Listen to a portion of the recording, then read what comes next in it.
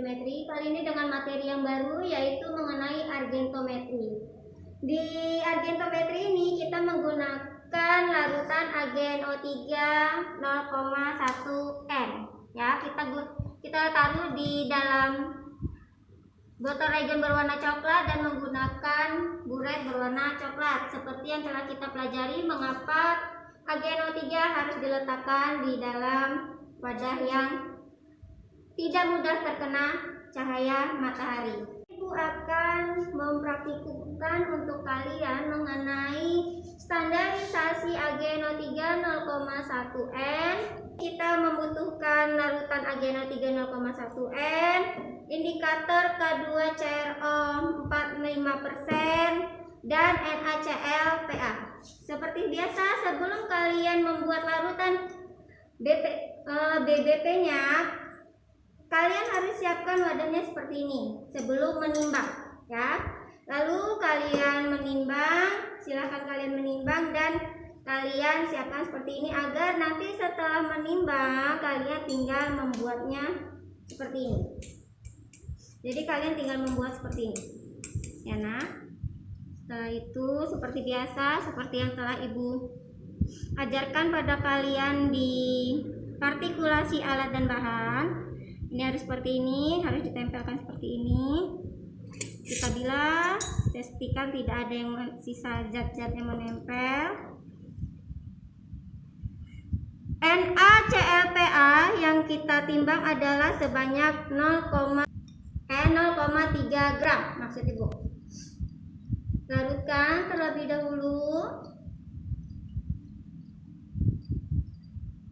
Setelah kalian pastikan larut, kalian tambahkan hingga mendekati tanda tera.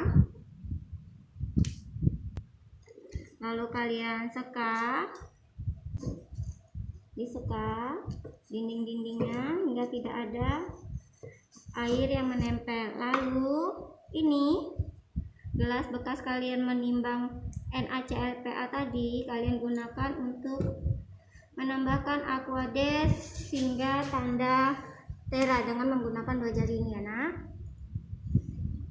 Paskan di tengah, ditahan dengan 2 jari hingga tanda tera. Pastikan sejajar mata. Ya, setelah tanda tera, jika kalian melakukan praktikumnya secara nyata, kalian tunjukkan kepada guru pembimbing kalian apakah sudah tanda tera atau belum. Nah, setelah kita membuat larutan NaCl-PA sebanyak 100 ml dari 0,3 gram yang ditimbang dari hablurnya, kita letakkan terlebih dahulu. Kita akan menyiapkan buretnya. Kita isi buretnya dengan menggunakan AgNO3 0,1 N. Kita tuang, jangan terlalu banyak Ag-nya berwarna bening, ya nak. Jika tidak ditutup seperti ini, nanti dia akan berubah menjadi warna kecoklatan. Nanti ibu akan tunjukkan bagaimana dia berubah warnanya. Kita siapkan dulu buretnya. Seperti biasa, harus ada penampung, pastikan kerannya tertutup. Ingat, semua alat dan bahan di sini telah ibu cuci dan ibu bilas dengan aquades beserta beberapa alat yang perlu dibilas dengan larutan yang akan digunakan, termasuk burat ini sudah ibu bilas dengan AgNO3 sebelumnya. Jadi tinggal kita isi. Kita pastikan ada penampung, keran tertutup, dan lakukan di bawah seperti ini, ya nak. Kita isi dulu sedikit. Kita lihat apakah di sini ada gelembung atau tidak. Jika ada gelembung, kita keluarkan dengan membuka dan menutup kerannya secara cepat. Lalu kita isi lagi sampai melebihi tanda batas 0, 0, ya, seperti itu. Kita ambil, lalu kita sekat dinding-dindingnya, kita sekat Lalu kita teruskan hingga tanda terang, tanda 0 ya. Boleh diseka lagi, tapi jangan sampai mengenai, dan di bawahnya juga kita seka. Nah, buretnya sudah siap. Nah, buretnya rapikan dulu. Ini ada vibrasi 1, vibrasi 2. Kita akan mengambil NaClPA tadi, kita pipet sebanyak 25 mili.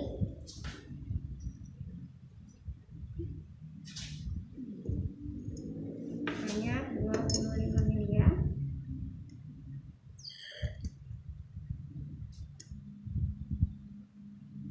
Semakin larutan di labu takar berkurang, maka pipetnya harus semakin kalian turunkan agar tidak terjadi gelembung pada pipet dan larutan tidak naik ke dalam balep.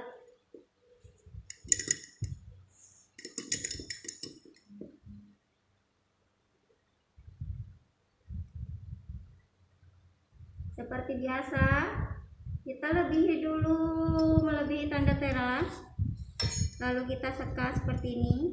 Sekanya hanya seperti itu saja ya nak. Kita paskan dengan tanda terang, sejajarkan dengan mata dengan menekan tombol E. Ya, setelah tanda terang, kita masukkan ke dalam Erlenmeyer 250 ml dengan posisi seperti ini. Seperti yang telah Ibu jelaskan, posisi ini adalah agar larutan yang kita masukkan ke dalam buret Erlenmeyer mengalir melalui dinding Erlenmeyer. Jadi tidak terjadi reaksi kimia. Dan jika pun terjadi reaksi kimia, reaksinya akan mengarah ke kanan kalian, tidak langsung ke wajah kalian dan tidak langsung kalian hirup. Jika terdapat gas yang keluar dari reaksi tersebut. Sudah. Setelah itu kita letakkan, kita beri indikator K2CrO4 5% sebanyak 5 tetes. Ini adalah warna larutan AgNO3 setelah ditambahkan 5 tetes indikator K2CrO4 5%. Seperti biasa, jika kalian monitor ujung buret dan leher Erlenmeyer jangan terlalu jauh. Dikhawatirkan tetesan ini yang satu tetes saja akan menentukan titik akhirnya, akan menetes di dinding. Jika kalian sudah mendapatkan warna akhir yang tepat, maka yang di dinding ini harus diambil, dan itu bisa menyebabkan OD. Jadi kalau bisa jangan terlalu jauh dari ini. Posisi senyaman mungkin kalian, tegak lurus. Yang jelas tangan sebelah kiri harus standby di keran karena satu tetes menentukan warna, perubahan warna, dan mata harus tetap fokus pada perubahan warna yang akan terjadi. Nanti akan ada tanda-tanda dia berubah warna, akan mendekati perubahan warna, mendekati TA atau tidak. Nanti akan ada tanda-tandanya. Kita titar.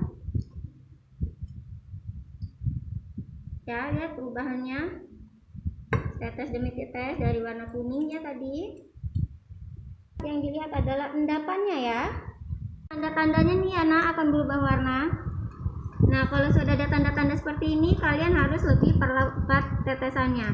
Jadi monitor dengan Ag tidak boleh terlalu lama juga karena Ag-nya akan terkontaminasi dengan sinar matahari dan nanti akan menjadi berwarna. Kalau misalnya kalian akan monitor yang berhubungan dengan adanya endapan, nanti di sini akan endapannya berwarna hitam, bukan berwarna merah bata. Ini sudah ada tanda-tanda akan berubah ya. Lihat. Terus sampai berwarna merah bata. Kita lihat adalah endapannya, jadi terkadang harus kita hentikan dan kita lihat endapannya berwarna merah bata dan dia ada endapan seperti ini. Bisa kalian lihat endapannya. Ada, kelihatan? Ya, ada endapan yana dan berwarna merah bata. Lalu setelah itu kalian catat volumenya dan diletakkan di sini lagi. Harus pakai penampunnya. Kalian catat volumenya. Lalu kalian lakukan penitaran ini sebanyak 2 kali.